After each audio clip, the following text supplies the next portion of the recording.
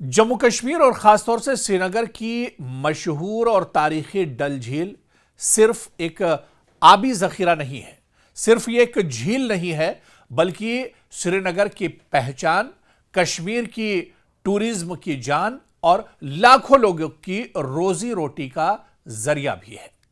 शिकारों, house boats और पसमंजर में पहाड़ों के साथ यह झील दुनिया भर के सयाहों को अपनी तरफ खींचती है। लेकिन अफसोसनाक हकीकत यह है कि ऊपर से जितनी खूबसूरत ये डल झील दिखाई देती है, अंदर से उतनी ही बीमार होती जा रही है। बढ़ता हुआ आलूदगी का बोझ आज डल झील के मुस्तकबिल पर संगीन सवाल खड़े कर रहा है। श्रीनगर की डल झील में इस वक्त पानी की आलूदगी, गंदगी और गैर मौसर वेस्ट मैनेजमेंट सबसे बड़ा मसला बने हुए हैं। झील में सीवरेज का पानी बराह रास्त शामिल हो रहा है। प्लास्टिक, खुराक का फुजला और घरेलू कचरा पानी में फेंका जा रहा है। हाउस बोट्स और आसपास की आबादी का गंदा पानी भी डल झील में ही एक तरह से आता है और नतीजा यह है कि झील का पानी बदबूदार हो गया है, गैर शफाफ है और माहौलियाती तौर पर खतरनाक होता जा रहा है। आलूदगी की बड़ी वजूहात अगर देखें तो खराब वेस्ट मैनेजमेंट इसको बताया जाता है, क्योंकि डल झील के आसपास रहने वाली बड़ी आबादी और सियाहती दबाव के बावजूद कचरा जमा करने का कोई मौसर सिस्टम इनके पास नहीं है। सीवरेज ट्रीटमेंट प्लांट्स इसके लिए नाकाफी हैं, जिसका नतीजा यह निकलता है कि गंदा पानी सीधा डल झील में ही एक तरह से जाता है। हाउस बोट्स का दबाव भी है। डल झील में सैकड़ों हाउस बोट्स मौजूद हैं। कई हाउस बोट्स अब भी सीवरेज ट्रीटमेंट से जुड़े नहीं हैं। बावर्ची खाने और बाथरूम का गंदा पानी भी इसमें शामिल होता है और यह मुसलसल आलूदगी का एक बड़ा जरिया है। सयाहों की लापरवाही भी इसमें शामिल है। जो टूरिस्ट आते हैं, दरअसल सयाहत डल झील के लिए नेमत है, मगर प्लास्टिक बोतलें, खाने के रैपर और पॉलीथीन बैग्स अक्सर डल झील या इसके किनारों पर फेंक दिए जाते हैं, जो आलूदगी को बढ़ाते हैं। तजावुजात यानी जो कब्जा किया जाता है, गैर कानूनी कब्जा, इससे भी डल झील को बहुत बड़ा नुकसान हो रहा है। वक्त के साथ झील के किनारों पर गैर कानूनी तामीरात, कुदरती नालों और वाटर चैनल्स की बंदिश ने झील के कुदरती निजाम को नुकसान पहुंचाया है, जिससे पानी का बहाव और खुद सफाई का अमल भी बहुत हद तक मुतासिर हुआ है। इसके अलावा आप देखिए कि माहौलियाती जो नुकसान है, क्योंकि आबी पौधों की बेकाबू अफजाइश, यहां पर जो पौधे हैं या जो घास फूस है वो बड़ी तादाद में निकलती है।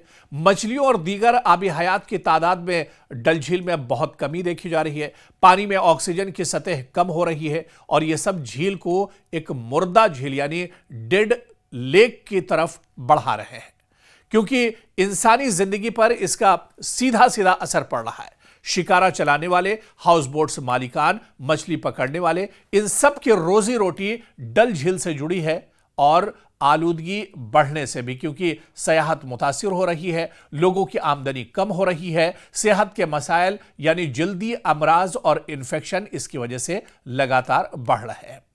और यही वजह कि मकामी लोग, समाजी कारकुन और माहिरीन माहौलियात ने बारहा मुतालबा किया है कि डल झील की फौरी और मुस्तकिल सफाई की जाए, जदीद सीवरेज ट्रीटमेंट प्लांट्स लगाए जाएं, हाउस बोट्स को लाजमी तौर पर ट्रीटमेंट सिस्टम से जोड़ा जाए, प्लास्टिक पर सख्त पाबंदी लगाई जाए, तजावुजात यानी जो कब्जे हो रहे हैं उसके खिलाफ सख्त कार्रवाई होनी चाहिए।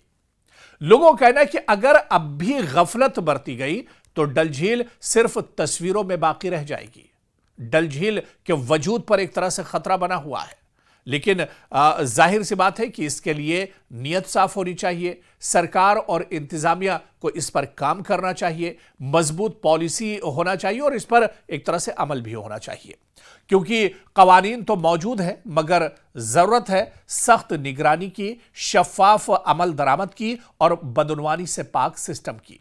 और यही वजह है कि इसमें जो सबसे बड़ी जिम्मेदारी बनती है डल झील को बचाने की, डल झील को साफ सुथरा रखने की और डल झील में जो तजावुजात हो रहा है उससे बचाने की जो सबसे बड़ी जिम्मेदारी बनती है वो हमारी और आपकी है, क्योंकि मकामी लोग हों या फिर टूरिस्ट या हाउस बोट मालिकान, जिम्मेदारी अगर नहीं लेंगे तो सफाई इसकी मुमकिन नहीं है।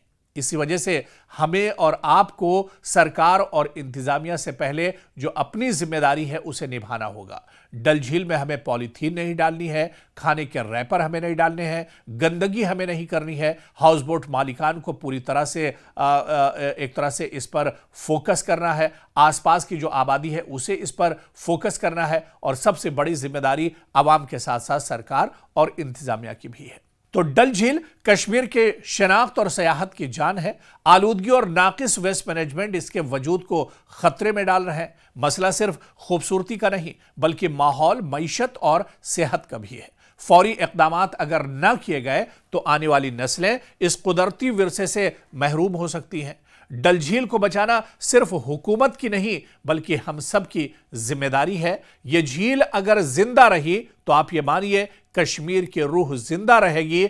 और डल झील जिस तरह से अब सिकुड़ती जा रही है, डल झील जिस तरह से गंदगी का एक ढेर बनती जा रही है, आलूदगी का एक ढेर बनती जा रही है, ऐसे में डल झील के वजूद पर अब सवाल खड़े हो रहे हैं। इसके लिए हमें और आपको और सबसे ज्यादा आवाम को, और इसके अलावा जो टूरिस्ट आते हैं उन्हें भी, हाउस बोट्स मालिकान भी, और इसके अलावा इंतजामिया को भी इस पर फोकस करना होगा। सरकार को भी इसके रखरखाव पर एक तरह से जोर देना होगा, और जो लोग दरअसल इसको लेकर जिम्मेदार हैं उन पर भी नकेल कसनी होगी, उन पर भी सख्त कदम उठाने की जरूरत है, ताकि कश्मीर की जान, श्रीनगर की रूह डल झील को एक तरह से बचाया जाए।